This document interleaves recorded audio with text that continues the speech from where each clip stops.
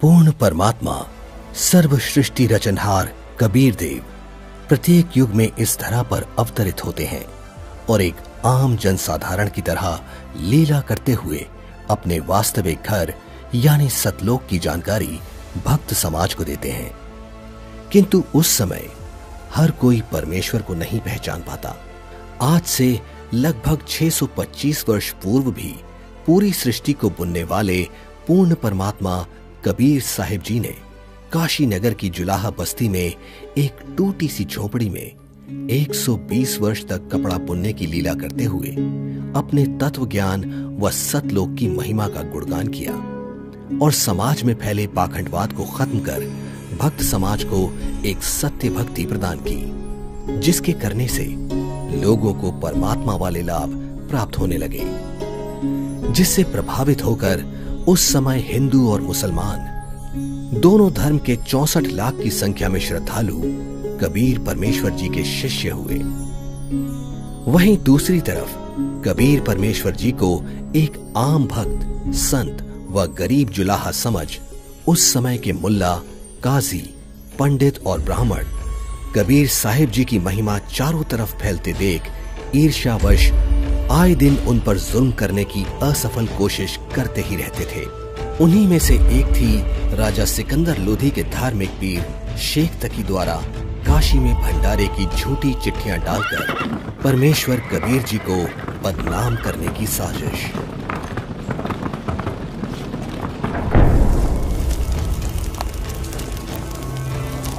इस कबीर ने तो हम सभी का जीना हराम कर रखा है।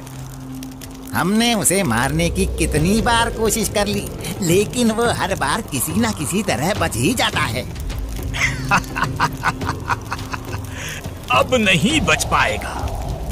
अब की बार मैं ऐसा पैंतरा फेंकूंगा कि उसे काशी छोड़कर भागना ही पड़ेगा। ऐसा क्या सोचा है पीर जी? पास आओ।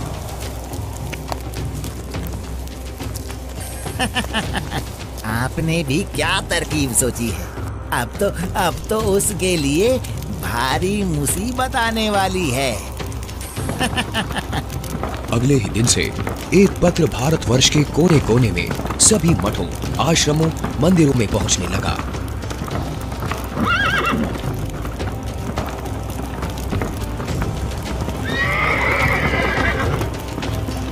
पत्र में लिखा था, मान्यवर कबीर सेठ पुत्र नूर अली अंसारी जुलाहों वाली कॉलोनी काशी शहर में 3 दिन का धर्म भोजन भंडारा कर रहे हैं, जिसमें सर्व साधु संत आमंत्रित हैं। भंडारे में प्रतिदिन प्रत्येक भोजन के बाद 1 सोने की मोहर व दोहर दक्षिणा में दी जाएगी। भोजन में लड्डू, जलेबी, हलवा, खीर, दही बड़े, मालपुए, रसगुल्ले आदि आदि सब मिष्ठान खाने को मिलेंगे। साथ में सूखा सीधा भी दिया जाएगा। सभी शिष्यों को बता दो, भंडारे में सभी को चलना है।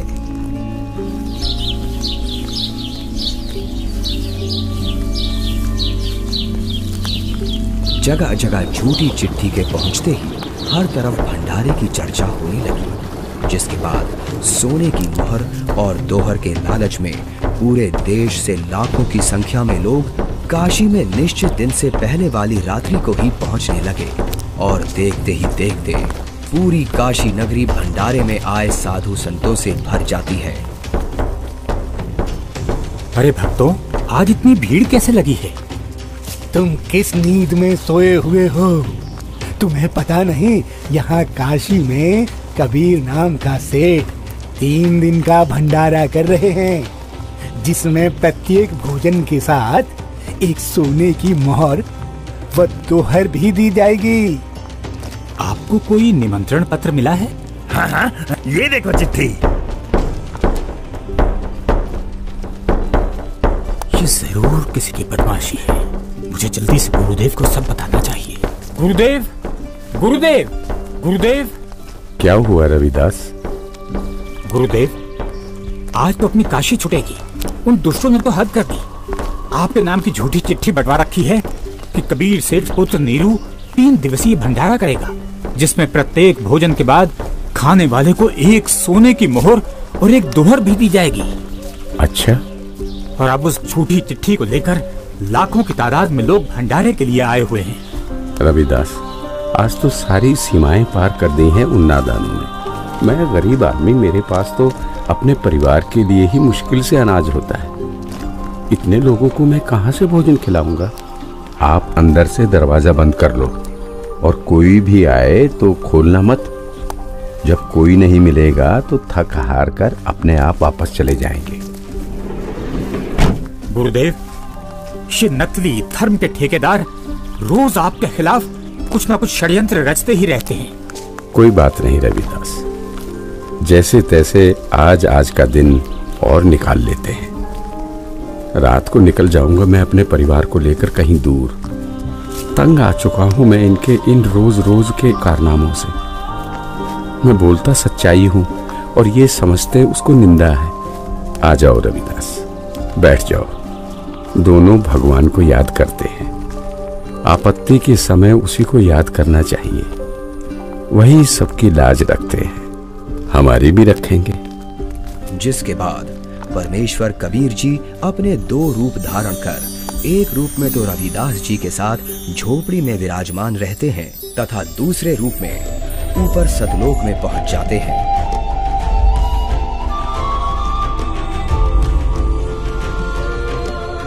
जहां असंख्यों बैल उनका इंतजार कर रहे होते हैं, जिनके ऊपर टंगे झोलों में भंडारे के लिए टेंट का सामान और पका पकाया भोजन, लड्डू, जलेबी, कचौड़ी, पकौड़ी सब लदा हुआ है। हे सृजनहार परमात्मा, जहाँ आप गए हो वो तो खाकी खंजूर स्थान है। वहाँ सारी उम्र लगे रहते हैं, फिर भी खाने को भोजन तक अच्छे से नसीब नहीं होता। आपके आदेश से हमने सब कुछ तैयार कर रखा है। परमेश्वर कबीर साहिब जी वहाँ खड़े अनंत कोटि बैलों में से केवल 9 लाख बैलों को और सेवादार रूप में वहीं की कुछ हंस आत्माओं को लेकर एक पल में सतलोक से चलकर काशी में प्रकट हो जाते हैं।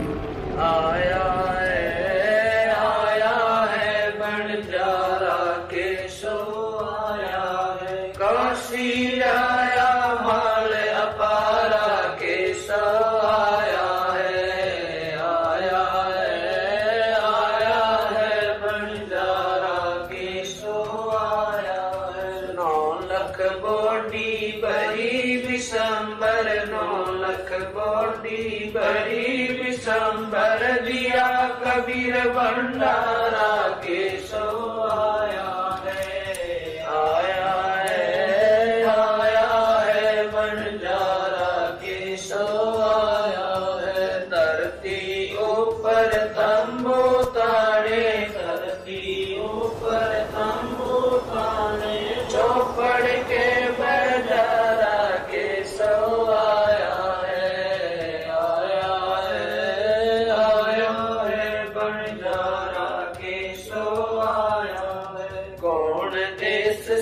बालद आई, कौन देश से बालद आई, ना कहीं बजाने वाला के सो आया है, आया है बंजारा के सो आया है। अपरम पार पार गत तेरी, अपरम पार पार गत तेरी, कित उतरी जलधारा के सो आया है, आया है बंजारा के सो आया है। साहूकार नहीं कोई जाके, साहूकार नहीं कोई जाके, काशी नगर मजारा के सो आया है,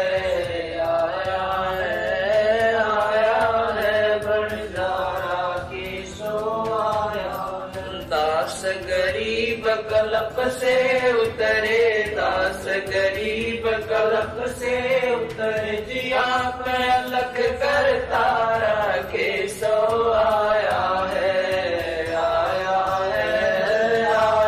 है बंजारा के सो आया है। दास गरीब कलप से उतरे, दास गरीब कलप से उतरे, जिया पे अलग कर तारा के सो आया है, आया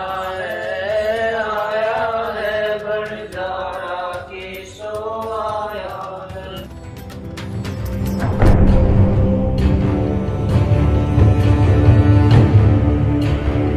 राजन, आपके गुरु का निमंत्रण आया है भंडारे का, आप चलेंगे नहीं क्या?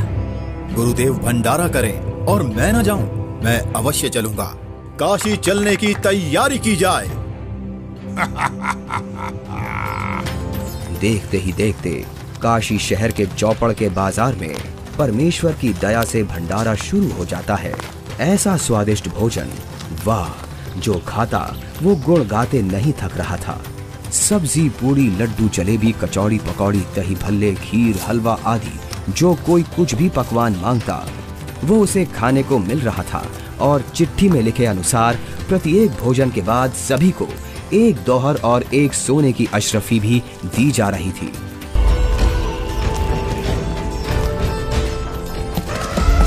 उधर से दिल्ली के बादशाह सिकंदर लोधी भी, जो परमेश्वर कबीर जी का शिष्य हो चुका था, अपने धार्मिक पीर शेख तकी के साथ भंडारे में पहुंच जाता है। अरे, ये क्या हो रहा है? ये भंडारा कैसे चल रहा है? भंडारे में परमेश्वर कबीर साहिब जी की जय जयकार सुनकर जहां शेख तकी ने सोचा तो था कि कबीर अपनी झोपड़ी छोड़कर भाग गया होगा और लोग उसको गाली दे रहे होंगे, किंतु उसके विपरीत भंडारा चलते देख शेख तकी के तो तन बदन में आग लग गई। हे भक्तों, कबीर साहिब जी किधर हैं? कबीर साहिब जी का तो मालूम नहीं, किंतु उधर सफेद तंबू में एक व्यक्ति बैठा है, वही भंडारे की सारी व्यवस्था किए हुए है।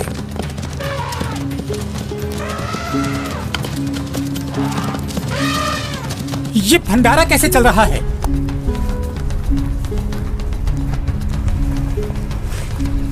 कौन हैं आप और कबीर जी से क्या नाता है आपका? मैं एक बंजारा हूँ और कबीर जी मेरे पगड़ी बदल मित्र हैं। उनका संदेश मेरे पास गया था कि एक छोटा सा भंडारा करना है, थोड़ा सामान लेते आइएगा। और भंडारा चल रहा है। 18 लाख आदमी भोजन कर रहे हैं, ये इसे छोटा सा भंडारा कह रहा है। कबीर जी कहाँ हैं? वो क्यों नहीं आए? हे राजन, उनका दास जो बैठा है, उनको तकलीफ उठाने की क्या आवश्यकता? आप भोजन ग्रहण कीजिए। नहीं नहीं, भोजन भंडारा तो मैं गुरुदेव के दर्शनों परांत ही करूंगा।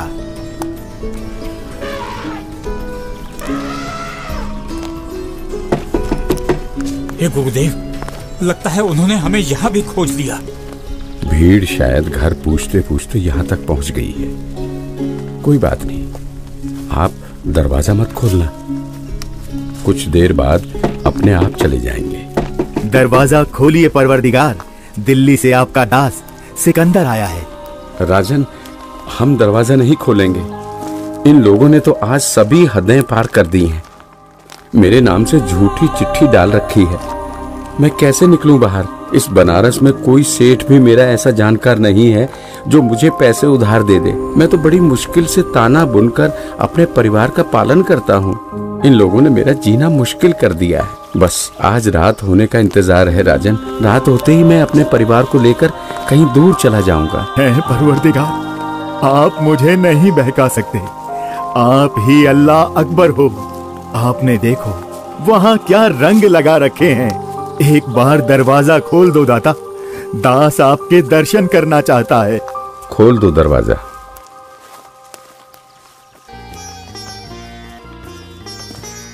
हे परवरदिगार, भंडारे में सभी जगह आपकी जय जयकार हो रही है।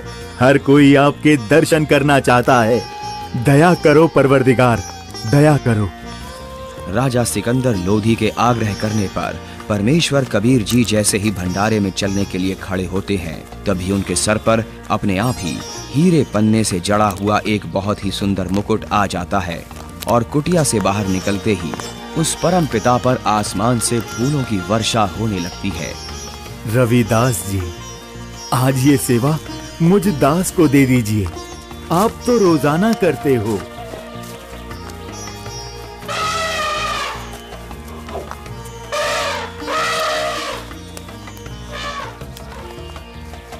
इनमें से कबीर जी कौन है? जिस पर बादशाह सिकंदर लोधी चवर कर रहे हैं वही कबीर हैं।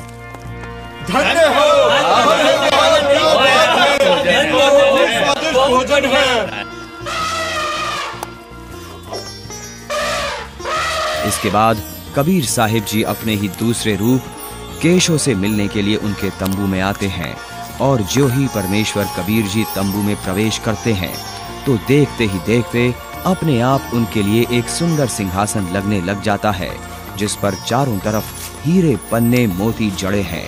परमेश्वर कबीर साहिब जी आसन ग्रहण करते हैं। उधर परमेश्वर को देखने के लिए भंडारे में आई लाखों की भीड़ टेंट के चारों तरफ इकट्ठा हो जाती है, जिसके बाद केशव रूप परमात्मा कबीर जी से कहते हैं, हे परमेश्वर, आप अपने अद्भुत लोक को छोड़कर इस झूठ कपट वाले लोक में क्यों आ गए? आप इनका भला सोचते हो, इनको अमृत भोजन खिला रहे हो और ये आप ही के विरुद्ध इकट्ठा हुए रहते हैं। केशव, सब लोग मैंने ही रचे हैं, सबका धारण पोषण मैं ही करता हूँ। तू मेरे दुख को नहीं जानता, ये सब मेरे बच्चे ही हैं। अपनी अज्ञानता से ये काल के जाल में फंसकर भयंकर कष्ट उठा रहे हैं और उसी काल के प्रभाव से ये आज मुझे अपना दुश्मन मान रहे हैं। मैं इनको सत भक्ति देकर वापस लेने के लिए आया हूँ। परमेश्वर जी, आप हंस लोक को छोड़ इस जीव लोक में आए, जिनका हाड़, चाम और रक्त का बना शरीर है, जिसमें विष्ठा भरी पड़ी है। आप इनसे कैसे भक्ति कराओगे? केशव, भैंस या गाय आदि को बच्चा होने से पहले उसमें सिर्फ हाड़ चाम होता है, दूध नहीं होता। और जब बच्चा हो जाता है तो उसी हाड़ चाम के शरीर से दूध की बाल्टी भी भर जाती है। ठीक इसी प्रकार मैं इनमें भक्ति प्रवेश करूंगा और उस भक्ति से इस हाड़ चाम के शरीर में ही इनको सतलोक प्राप्ति होगी। हे परमेश्वर, ऐसे लोक में जहाँ जमीन पर पांव रखते ही दंड लगता है, ऐसे गंदे लोक में आपकी रहनी पर मैं बलिहारी हूँ। वहीं शेख तकी की चाल उसी पर उल्टी पड़ गई। उसने लोगों को इकट्ठा तो इसलिए किया था कि कबीर किसी को भोजन करा नहीं पाएगा और लोग उसको गालियां देंगे, लेकिन कबीर जी ने उन इकट्ठा हुए लाखों भक्तों को 3 दिन तक मोहन भोजन भी खिलाया और सोने की मोहर व दोहर देकर सत्संग से उनका अज्ञान अंधेरा भी हटाया। फिर भी ये सब शेख तकी से देखा नहीं गया। उसके अंदर जलती ईर्ष्या की आग इतने महान समागम में भी कमी ही ढूंढ रही थी और इसी आग में शेख तकी मुंह बनाकर सिकंदर लोधी से कहने लगा, चलो राजन, इसने क्या भंडारा किया है? बहुत अच्छा सा किया है। ऐसे ऐसे तो हम 100 भंडारे कर देंगे। शेख तकी ने जब इतना कहा ही था कि बोलते बोलते उसका मुंह टेढ़ा का टेढ़ा ही रह गया और वो गूंगा बहरा भी हो गया। उसने कुल 52 बार कबीर साहिब जी पर जुल्म किए, परंतु ये उसके जीवन की आखिरी बकवाद थी जो उसने कबीर परमेश्वर जी के साथ की। 3 दिन तक समागम चला। तीसरे दिन सेवकों ने बचा हुआ सामान व टेंट आदि बैलों पर लाद दिया और चल पड़े।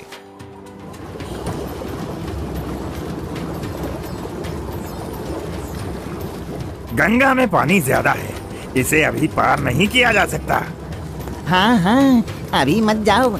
बंजारे और बैल जैसे ही गंगा के किनारे पहुंचे तो गंगा का पानी एकदम कम हो जाता है और फिर सारे बैल निकल जाते हैं, जिसके बाद गंगा का पानी फिर से ओवरफ्लो होकर बहने लगता है, जिसे देख वहां खड़ी भीड़ आश्चर्यचकित रह जाती है।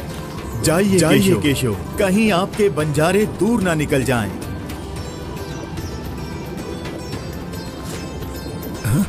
ये क्या? कहाँ गए बैल, कहाँ गए बंजारे? राजन, जहाँ से आए थे वहीं चले गए। इससे पहले कि सिकंदर इस बात को समझ पाता, उसी समय केशव भी कबीर जी के अंदर समा गए। सिकंदर दंग रह गया, रोते हुए कबीर परमेश्वर जी के चरणों में दंडवत की। बंदी छोड़ साहिब की जय हो। इस प्रकार परमेश्वर कबीर साहिब जी ने उन दुष्टों की इस साजिश को भी नाकाम करते हुए यह लीला की और भक्त समाज के सामने एक उदाहरण पेश किया कि चाहे कोई गरीब हो या अमीर, भगवान की भक्ति हर इंसान कर सकता है। जैसे मैंने कपड़ा बुनकर अपना व अपने परिवार का पेट पाला और भक्ति भी की, तो समय आने पर परमात्मा ने मेरी लाज भी रखी। उसी प्रकार आप भी मुझ पर यानी परमात्मा पर विश्वास करो और भक्ति करो। फिर देखना, जब कभी भी आपको मेरी आवश्यकता होगी तो मैं आगे खड़ा मिलूंगा। पर्वत पर्वत मैं फिरा, कारण अपने राम, राम सही के संत मिले, जिन सारे सब काम सत साहिब। ये अनमोल ज्ञान जगत गुरु तत्वदर्शी संत रामपाल जी महाराज के सत्संगों का अंश मात्र है। संपूर्ण आध्यात्मिक ज्ञान के लिए सुनिए संत रामपाल जी महाराज के मंगल प्रवचन। आप संत रामपाल जी महाराज जी के मंगल प्रवचन संत रामपाल जी महाराज एप्लीकेशन पर भी सुन सकते हैं तथा उनके द्वारा लिखी पुस्तकें भी डाउनलोड कर सकते हैं।